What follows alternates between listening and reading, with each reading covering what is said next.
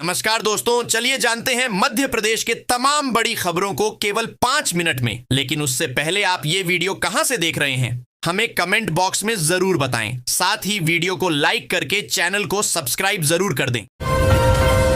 Ration card धारकों को अब फ्री राशन और एलपीजी गैस सिलेंडर के साथ 1000 मिलेगा बैंक खाते। यदि आपके पास राशन कार्ड है तो आपके लिए बड़ी अच्छी खबर निकल कर आ रही है। राशन कार्ड धारकों को एलजी का गैस सिलेंडर भी दिया जाएगा, जिससे कि आप लोगों को मालूम होगा कि सरकार के द्वारा बीपीएल राशन कार्ड धारकों को आप सरकार फ्री में एलपीजी का गैस सिलेंडर देगी। इसके सरकार में गाइडलाइन जारी किया है। इस योजना का लाभ मिलेगा, इसके बारे में चलिए पूरी जानकारी समझते हैं। प्रधानमंत्री आवास योजना के बीएलसी घटक के तहत दमोह नगर पालिका में हुए बड़े फर्जीवाड़ा की परतें लगातार खुलती जा रही हैं। पहले योजना की राशि में हेरफेर का मामला सामने आया था और अब एक ही नपा की अलग अलग आईडी बनाकर उसमें राशि डलवाने का फर्जीवाड़ा सामने आया है। सीए के माध्यम से हुई ऑडिट की जांच में यह खुलासा हुआ है, जिसमें 83 से अधिक खातों में तय राशि से अधिक राशि पहुंचाई गई है। इनमें 2,50,000 की जगह किसी में 7 लाख तो किसी में 8,50,000 रुपए तक भेजे गए हैं। पेंशन धारकों के लिए खुशखबरी, ईपीएफओ ने बढ़ाई पेंशन 7,500 रुपए। लागू हुआ नया नियम। ईपीएफओ ने देश भर के पेंशन धारकों के लिए बड़ा तोहफा दिया है। नई गाइडलाइंस के अंतर्गत अब पेंशन राशि में बढ़ोतरी की गई है। पहले जहां न्यूनतम पेंशन 1,000 रुपए थी, वही अब ईपीएफओ ने इसे बढ़ाकर 7,500 रुपए प्रति माह कर दिया है। यह बदलाव 2025 से लागू हो चुका है और लाखों पेंशन धारकों को इसका सीधा फायदा मिलेगा। मुख्यमंत्री लाडली बहना योजना की 1,26,00,000 से अधिक लाडली बहनों के खातों में 1,857 करोड़ रुपए अंतरित कर दिए गए हैं। सीएम ने हितग्राहियों के खातों में सिंगल क्लिक से 31वीं किस्त के पैसे ट्रांसफर किए। सोलर आटा चक्की योजना ग्रामीण क्षेत्रों के लिए एक महत्वपूर्ण पहल है। इसमें 15,000 रुपए की वित्तीय सहायता एक बड़ा प्रोत्साहन है। यह राशि लोगों को सौर ऊर्जा से चलने वाली आटा चक्की स्थापित करने में मदद करेगी। इससे किसान और छोटे उद्यमी बिजली या डीजल पर निर्भरता कम कर सकते हैं, जिससे उनकी परिचालन लागत घटेगी। यह योजना पर्यावरण के अनुकूल भी है, क्योंकि यह स्वच्छ ऊर्जा का उपयोग करती है। यह ग्रामीण अर्थव्यवस्था को मजबूत करने और स्वरोजगार को बढ़ावा देने में सहायक है। भोपाल जिले में कुल 17,21,213 मतदाताओं के गणना पत्रक डिजिटाइज किए जा चुके हैं, जो कुल मतदाताओं का 80.96% है। जिले के 7 विधानसभा क्षेत्र बैरसिया, उत्तर, नरेला, दक्षिण पश्चिम, मध्य, गोविंदपुरा और हुजूर में कुल 21,25,908 मतदाता हैं, जिनमें से कुल 21,25,840 मतदाताओं को गणना पत्रक वितरित किए गए थे। जिले में स्मार्ट मीटर लगाने की प्रक्रिया शुरू होने के बाद शहर में बिजली की अघोषित कटौती, पावर आउटेजेस एकदम से बढ़ गई है। सर्दी में जब घरों में खपत बहुत कम हो गई है, तब भी एक सप्ताह से औसतन दिन में 3 से 5 घंटे तक कटौती हो रही है। मध्य प्रदेश हाई कोर्ट जबलपुर के न्यायमूर्ति हिमांशु जोशी की एकल पीठ ने जमीन की सुरक्षा को लेकर टिप्पणी करते हुए कहा कि देश के सभी इलाकों में भूमाफिया सक्रिय हैं। ऐसे में किसी को भी अपनी जमीन को सुरक्षित रखना बहुत मुश्किल हो गया है। जमीन की कीमतें भी लगातार बढ़ रही हैं। प्रदेश की नगरीय विकास एवं आवास राज्य मंत्री प्रतिमा बागरी के भाई अनिल बागरी की 46 किलोग्राम गांजा तस्करी में गिरफ्तारी के बाद राजनीतिक तनाव और बढ़ गया है। इसी कड़ी में भोपाल स्थित 74 बंगले वाले उनके शासकीय आवास पर युवा कांग्रेस और एनएसयूआई कार्यकर्ताओं ने जोरदार विरोध प्रदर्शन किया। कार्यकर्ता न केवल बंगले के भीतर घुस गए, बल्कि नेम प्लेट पर कालिख पोतकर इस्तीफे की मांग भी की। उत्तराखंड के मुख्यमंत्री पुष्कर सिंह धामी ने केंद्रीय मंत्री शिवराज सिंह चौहान से मुलाकात कर राज्य के विकास का खाका खींचा।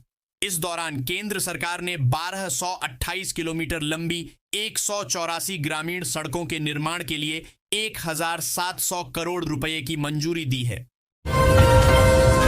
राजधानी में संदिग्ध बांग्लादेशी नागरिकों द्वारा फर्जीवाड़ा कर जाली दस्तावेज तैयार करने और पासपोर्ट बनवाने का मामला सामने आया है। पुलिस की जांच के बाद इन दोनों संदिग्ध बांग्लादेशी नागरिक भाइयों पर धोखाधड़ी की एफआईआर दर्ज कर उनकी तलाश की जा रही है।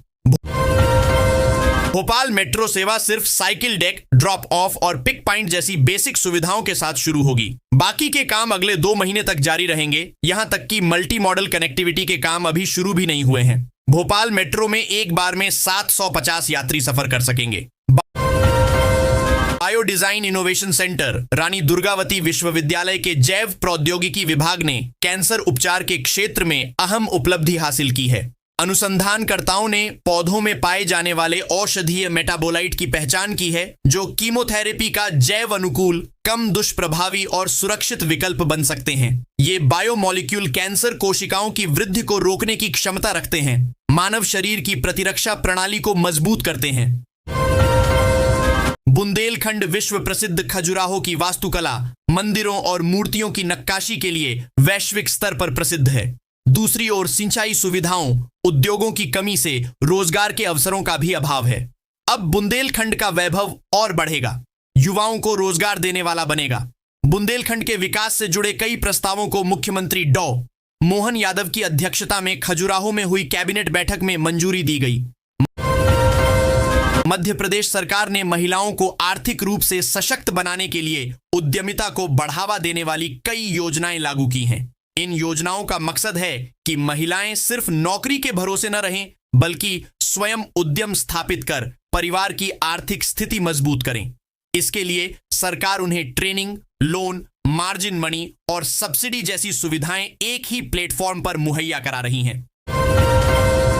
मध्य प्रदेश की पारंपरिक भरेवा धातु शिल्प कला को राष्ट्रीय स्तर पर बड़ी पहचान मिली है, जब राष्ट्रपति द्रौपदी मुर्मू ने बैतूल के शिल्पकार बलदेव वाघमारे को राष्ट्रीय हस्तशिल्प पुरस्कार से सम्मानित किया। हाल ही में मिले जीआई टैग ने इस जनजातीय कला की प्रतिष्ठा और आर्थिक संभावनाओं को नई उड़ान दी है।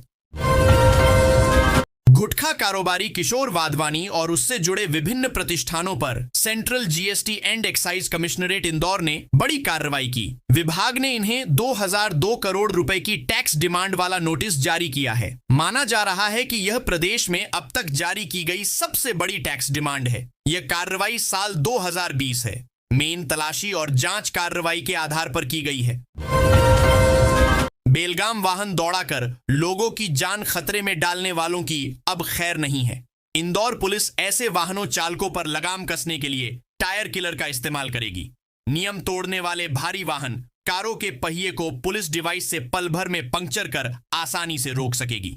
अधिकारियों का दावा है कि टायर किलर डिवाइस का प्रदेश में सबसे पहले इंदौर में इस्तेमाल किया जाएगा। बीना रेलवे स्टेशन को आधुनिक रूप से तैयार करने की दिशा में स्टेशन पर रेलवे ने यार्ड रीमॉडलिंग का कार्य शुरू कर दिया गया है। इस परियोजना के तहत स्टेशन पर बड़े स्तर पर बदलाव किए जा रहे हैं। रेलवे की योजना है कि यहां पर 10 प्लेटफॉर्म तैयार किए जाएंगे, जिससे यात्रियों को अधिक सुविधाएं और ट्रेनों के संचालन में सुधार हो। मध्य प्रदेश में प्याज के दाम गिरने और किसानों द्वारा अपनी उपज सड़क पर फेंकने की घटनाओं के बीच राजनीतिक सरगर्मी तेज हो गई है। यहां कृषि मंत्री एदल सिंह कंसाना के ताजा बयान ने इस मुद्दे को और गर्मा दिया है। दरअसल खजुराहो में मीडिया से बात करते हुए कंसाना ने कहा कि अच्छी सप्लाई के कारण किसान प्याज फेंक रहे हैं। उनका दावा था कि इस बार उत्पादन और सप्लाई दोनों बेहतर रही हैं, इसलिए बाजार में भरपूर आवक के चलते प्याज के दाम नीचे आ गए हैं। शहर में ब्रांडेड चाय पत्ती कंपनियों के नाम की मिलीजुली पैकेजिंग की जा रही थी। खाद्य सुरक्षा विभाग, फूड सेफ्टी डिपार्टमेंट की संभाग स्तरीय उड़नदस्ता टीम ने मंगलवार को 2 चाय पत्ती कारखानों पर दबिश देकर बड़ी मात्रा में ब्रांडेड की पैकेजिंग चाय पत्ती को जब्त किया। 10 सैंपल लेने के साथ ब्रांडेड नाम वाली 21 लाख की 18,042 किलो चाय पत्ती को जब्त कर पंचनामा तैयार किया। टीकमगढ़ जिले में यूरिया खाद की किल्लत से परेशान किसानों का मंगलवार को धैर्य टूट गया। सुबह करीब 11:30 पर बड़ी संख्या में किसान कलेक्ट्रेट कार्यालय के सामने पहुंचकर टीकमगढ़ झांसी हाईवे पर जाम लगा दिया। इस दौरान किसानों ने जिला प्रशासन के खिलाफ जोरदार नारेबाजी की और खाद की आपूर्ति कराने की मांग उठाई। टीकमगढ़ शहर के बीचों बीच आज भी सुलभ शौचालयों की सुविधा उपलब्ध नहीं है, जिससे आम जनता को भारी असुविधा का सामना करना पड़ रहा है। यह समस्या कोई नई नहीं है। पिछले कई वर्षों से पार्षद और समाज सेवी लगातार इस मुद्दे को उठाते रहे हैं, लेकिन हर बार सिर्फ आश्वासन मिलते हैं, सुविधाएं नहीं। इस बैठक में बुंदेलखंड का औद्योगिक विकास करते हुए उसे रोजगार संपन्न बनाने, वहां सिंचाई सुविधाओं के विस्तार, सड़कों के निर्माण सहित नौरादेही अभयारण्य में चीतों के रहवास के लिए विकास कार्यों को स्वीकृति करने जैसे कई महत्वपूर्ण फैसले हुए। मध्य प्रदेश के मंदसौर की मल्हारगढ़ पुलिस पर फर्जी केस के मामले में एएसपी ने हाई कोर्ट में सबूत पेश किया, जिसमें बताया सीसीटीवी फुटेज पेश कर बताया गया कि आरोपी पीठ पर बैग टांगे चल रहा था। इस दौरान पुलिस कर्मियों ने सही प्रक्रिया नहीं अपनाई, जिस वजह से उन पर कार्रवाई की गई है। मकर संक्रांति के अवसर पर शहर में बच्चों और प्रवासी भिक्षुकों की संख्या बढ़ने की आशंका के चलते जिला प्रशासन सक्रिय हो गया है। कलेक्टर ने सभी विभागों को निर्देश दिए हैं कि बाहरी राज्यों से आने वाले भिक्षुकों पर विशेष निगरानी रखी जाए और यह पता लगाया जाए कि वे किन मार्गों से शहर में प्रवेश कर रहे हैं। साथ ही प्रशासन यह भी जांच रहा है कि किन राज्यों से उनकी आवाजाही अधिक हो रही है। दान के पर्व और बढ़ती सर्दी के बीच सड़कों पर भिक्षुकों की गतिविधियां तेजी से बढ़ने पर प्रशासन ने व्यापक अभियान शुरू किया है। रोकथाम के साथ साथ भिक्षुकों के पुनर्वास के प्रयास भी तेज कर दिए गए हैं। भाजपा विधायक संजय पाठक से जुड़ा आदिवासी भूमि खरीद का विवाद गहराता जा रहा है। राष्ट्रीय अनुसूचित जनजाति आयोग ने उनके विरुद्ध दर्ज शिकायत को गंभीर मानते हुए मध्य प्रदेश के 5 जिलों कटनी, जबलपुर, उमरिया, डिंडौरी और सिवनी के कलेक्टरों को जांच के आदेश दिए हैं। आयोग ने स्पष्ट किया है कि सभी कलेक्टर 1 माह के भीतर रिपोर्ट प्रस्तुत करें, अन्यथा समन जारी कर व्यक्तिगत रूप से तलब किया जाएगा। आयोग ने यह भी चेताया है कि समय सीमा के भीतर जवाब नहीं मिलने की स्थिति में वह संविधान के अनुच्छेद 338 के तहत सिविल कोर्ट जैसी शक्तियों का उपयोग करेगा। कलेक्टर रजनी सिंह के निर्देशन में आयोजित जन सुनवाई में इस बार आवेदकों के लिए एक नई और उपयोगी सुविधा उपलब्ध कराई गई है। ऐसे आवेदक जो अपना आवेदन साथ नहीं ला पाते या जिन्हें आवेदन लिखने में कठिनाई होती है, अब जन सुनवाई स्थल पर ही निःशुल्क आवेदन लिखवाने की सुविधा का लाभ ले सकेंगे। प्राथमिक और माध्यमिक स्कूलों में विद्यार्थियों का अर्धवार्षिक मूल्यांकन शुरू हो गया है। प्राथमिक में कक्षा 3 से लेकर 5 तक व माध्यमिक स्कूल में कक्षा 6 से लेकर 8 तक के बच्चे पर्चा हल कर रहे हैं। सोमवार को कक्षा प्राथमिक और माध्यमिक स्कूल के बच्चों ने हिंदी, अंग्रेजी, उर्दू का प्रश्न पत्र हल किया। मंगलवार को प्राथमिक के बच्चे गणित व संगीत की परीक्षा देंगे, जबकि मिडिल के बच्चे भी गणित व संगीत का पर्चा हल करेंगे। JNN भोपाल संदिग्ध बांग्लादेशी नागरिकों द्वारा जाली दस्तावेज तैयार करके पासपोर्ट बनवाने का मामला सामने आया है। पुलिस ने जांच के बाद 2 भाइयों पर धोखाधड़ी की FIR दर्ज कर उनकी तलाश शुरू कर दी है। हालांकि अभी दोनों भाई कहां हैं, इसकी भी जानकारी जुटाई जा रही है। उत्तर प्रदेश की योगी आदित्यनाथ सरकार ने परिवहन निगम के संविदा चालकों और परिचालकों को नए साल से पहले तोहफा दिया है। राज्य सरकार ने चालकों परिचालकों के मानदेय में अलग अलग वृद्धि का ऐलान किया है। नई दरें 1 जनवरी 2026 से लागू होंगी। बता दें कि यूपी परिवहन निगम के संविदा चालकों और परिचालकों को प्रति किमी के अनुसार वेतन मिलता है, जिसमें नए साल से वृद्धि देखने को मिलेगी। इससे पहले जनवरी 2025 में मानदेय में वृद्धि की गई थी। यह विवाद तब बढ़ गया जब मंत्री प्रतिमा बागरी के कथित भाई अनिल बागरी और कुछ दिन पहले उनके बहनोई शैलेंद्र सिंह की अलग अलग राज्यों में गांजा तस्करी के आरोप में गिरफ्तारी हुई। मीडिया ने जब इस पर प्रतिक्रिया मांगी तो मंत्री ने आरोपी को अपना सगा भाई मानने से साफ इनकार कर दिया और मीडिया को समझाइश दी कि पहले आप लोग पुष्टि कर लें और फिर कोई रिश्ता जोड़ें। राजस्थान की राजधानी में आज मुख्यमंत्री भजनलाल शर्मा ने प्रथम प्रवासी राजस्थानी दिवस कार्यक्रम का शुभारंभ किया। कार्यक्रम में देश विदेश में बसे प्रवासी राजस्थानी शामिल हो रहे हैं। मुख्यमंत्री ने दुनिया भर से आए प्रवासी राजस्थानियों को संबोधित करते हुए कहा, आपने अलग अलग देशों में राजस्थान की मिट्टी, राजस्थान की संस्कृति का मान बढ़ाया है। मैं इसके लिए आपका आभार मानता हूं। मुख्यमंत्री ने कहा, मुझे मालूम है आप दुनिया के किसी भी कोने में रहते हो, लेकिन आपका दिल राजस्थान के लिए ही धड़कता है। हाई कोर्ट ने इंडिगो संकट के दौरान हवाई किराए में भारी बढ़ोतरी पर केंद्र सरकार से खड़े सवाल पूछे हैं।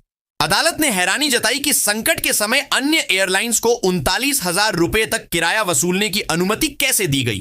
कोर्ट ने इसे न केवल यात्रियों की परेशानी बल्कि देश की अर्थव्यवस्था के लिए भी नुकसानदायक बताया है। उत्तर प्रदेश के कौशाम्बी स्थित मेडिकल कॉलेज में रैगिंग की शिकायत पर प्रशासन ने सख्त कदम उठाया है। MBBS द्वितीय वर्ष के 97 छात्रों को 1 महीने के लिए निलंबित करते हुए उन पर जुर्माना लगाया गया है। जांच रिपोर्ट आने के बाद दोषियों पर और KDDDHE कार्रवाई की जा सकती है। Madhya Pradesh state open school ने विभिन्न कक्षाओं की परीक्षाओं के लिए एडमिट कार्ड आधिकारिक वेबसाइट पर जारी कर दिए हैं। परीक्षा के लिए पंजीकृत विद्यार्थी अपना एडमिट कार्ड डाउनलोड कर समय पर परीक्षा केंद्र पर पहुंचें। मालवा निमाड़ के आदिवासी जिले धार में ट्रेन की छुक छुक नजर आएगी। धार में रेलवे स्टेशन का काम अंतिम चरण में है और रेलवे ने टीही टनल और ट्रैक का काम भी 95% पूरा कर लिया है। टनल की फिनिशिंग की जा रही है। रेलवे अफसरों का कहना है कि मार्च माह तक इंदौर से धार के बीच ट्रेन का संचालन शुरू हो सकता है। इस प्रोजेक्ट में टनल की वजह से काफी देर हुई थी, लेकिन बीते 3 साल में टनल का काम तेजी से हुआ है। आईएएस संतोष वर्मा का एक नया वीडियो वायरल हुआ है, जिसमें वह भीम आर्मी के प्रमुख सांसद चंद्रशेखर की तारीफ करते नजर आ रहे हैं। वह चंद्रशेखर के बयान को दोहराते हुए मंच से यह भी कहते हैं कि कितने संतोष वर्मा मारोगे, हर घर से संतोष वर्मा निकलेगा। MP NEET PG counselling 2025 round 1 seat allotment जारी कर दिया गया है। उम्मीदवार 12 दिसंबर तक रिपोर्ट करें। ध्यान देने वाली बात है कि DME ने बॉन्ड नियमों में बढ़ा। इटली के फ्लोरेंस शहर में आयोजित प्रतिष्ठित अंतरराष्ट्रीय सम्मेलन फ्लोरेटिना आइकूर 2025 में भोपाल एम्स के नेत्र रोग विशेषज्ञ डॉक्टर समेंद्र कारखुर ने भी भाग लिया। यहां उन्होंने वायरल रेटिनाइटिस, रेटिना में होने वाले खतरनाक वायरल संक्रमण और उसके इलाज की जटिलताओं पर अपनी बात रखी। प्रदेश में शीतलहर का दौर लगातार जारी है। उत्तरी बर्फीली हवाओं के कारण तापमान में गिरावट हो रही है और ठंड बढ़ रही है। मंगलवार को प्रदेश के 24 से ज्यादा शहरों में तापमान 10 डिग्री से कम दर्ज किया गया। वहीं बुधवार को भी कई जिलों में शीतलहर का अलर्ट है। MP की मंत्री प्रतिमा बगरी की मुश्किलें बढ़ती जा रही हैं। उनके 10 डिग्री से कम दर्ज किया गया। वहीं बुधवार को भी कई जिलों में शीतलहर का अलर्ट है। MP की मंत्री प्रतिमा बगरी की मुश्किलें बढ़ती जा रही हैं। उनके रिश्तेदारों की गांजा तस्करी में गिरफ्तारी का मामला BJP हाईकमान तक पहुंच गया है। बताया जा रहा है कि राज्य के CM मोहन यादव और BJP प्रदेशाध्यक्ष हेमंत खंडेलवाल ने राष्ट्रीय नेतृत्व को मामले की जानकारी दी है। जिले की 6 विधानसभा में गणना पत्रक डिजिटल करने का काम पूरा हो गया है। 2,63,000 वोट करने की स्थिति में हैं। कुल मतदाताओं का 16% हिस्सा है। मेन मृतक, शिफ्टेड, अनुपस्थित मतदाता शामिल है। इतना बड़ा आंकड़ा देखकर निर्वाचन आयोग भी हैरान है। इस गलती को सुधारने के लिए 2 दिन का समय है। इस आंकड़े को 16% से घटाकर 10 से 11% तक लाने का प्रयास किया जा रहा है। जो गलतियां हुई हैं, उनमें सुधार किया जा रहा है।